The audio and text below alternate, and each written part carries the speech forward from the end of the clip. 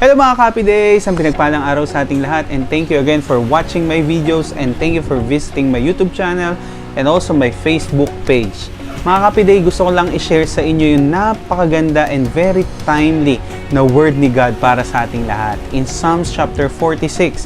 At ang sabi dito, ang Diyos ang ating lakas at kanlungan at handang saklolo kung may kaguluhan.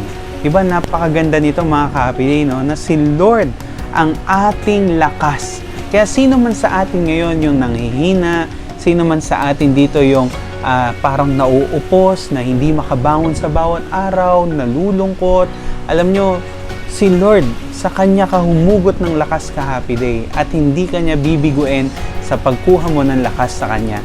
Alam mo, napakaganda ng kalakasang ibibigay sa atin ng Diyos na hindi matutumbasan ng kahit anumang bagay ng mundo. Yung lakas na tipong, di ba, pag may pera ka, parang ang saya mo, lumalakas ka, pero pag nauubos ka na. Hindi yun yung tunay na kalakasan. At ang tunay na kalakasan na binibigay ni God, unexplainable.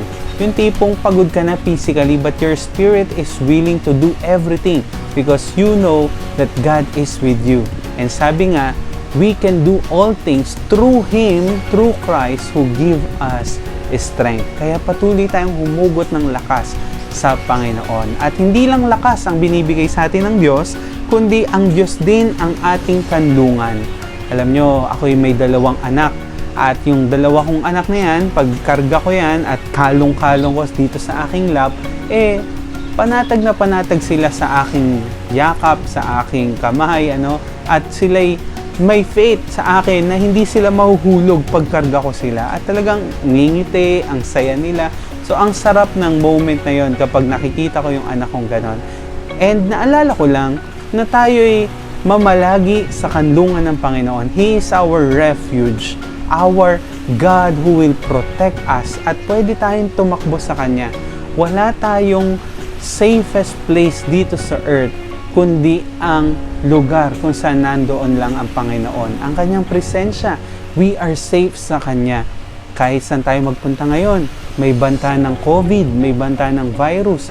But if doon tayo kay Lord, tatakbo at hihingi ng tulong, alam nyo, tunay na makakatagpo tayo ng kapayapaan and security.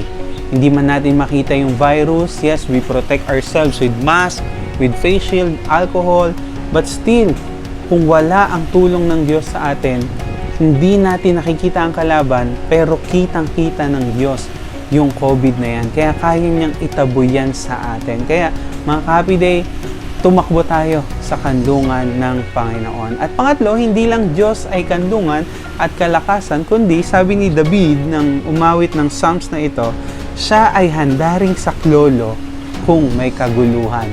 Si God, anytime, anywhere, 24/7, pwede tayong tumakbo sa Kanya para humingi ng saklolo. At sa totoo lang, naghihintay lang naman siya na tayo manalangin sa Kanya at tumawag sa Kanya. Si God ready sumaklolo sa atin if we will just call upon His name and trust in Him. Kagaya ni Peter nung siya'y lumubog sa dagat, sabi niya, Lord, save me. And agad-agad siyang inabot ni Jesus at iniahon sa tubig at si Peter ay naligtas. Kaya let's call upon in the name of the Lord and we will be saved. Ano mang tulong ang hingin mo sa Kanya, hindi ka hihindian ng Panginoon. At dahil dito, nalaman natin na ang Diyos ang ating lakas, siya ang kanlungan, at siya ay handang sumaklolo kung may kaguluhan.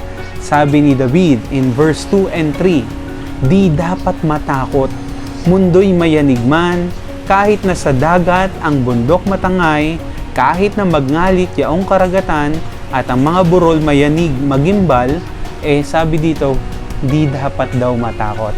Yes, totoo naman na nakakatakot ang mga sitwasyon ngayon, yung mga nangyayari sa ating bansa, sa generation na ito, sa virus. Yes, may mga pangamba.